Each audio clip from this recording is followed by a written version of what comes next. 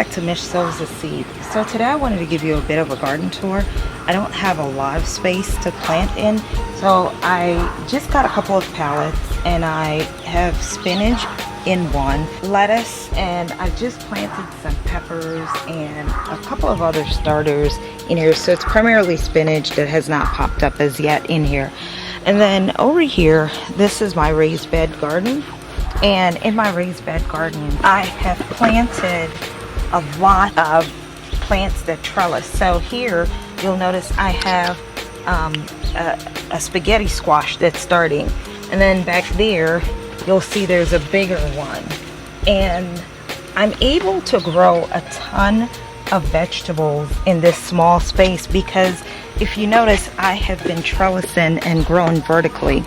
And I pretty much use things that were in my home, nothing elaborate, but I've used things that my neighbor was getting rid of this crib side, and I thought, what a great place, what a great usage to use it as a trellis.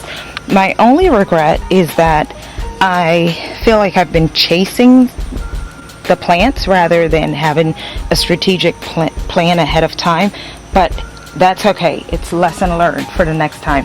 If you notice, I use a lot of boxes in my garden. It pretty much helps with spacing in small spaces, and it's biodegradable, so it's totally recyclable.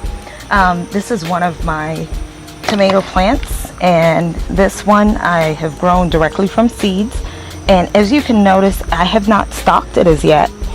And this plant has been doing amazing for, you know, this height and still has not been stocked. If you notice on the bottom, to conserve space, I have basil growing on the bottom. And then right next to that, I have some food scraps that I used in my garden. So this is green onions, and then in there I also put a onion that was going bad into my garden. I also put some celery in there.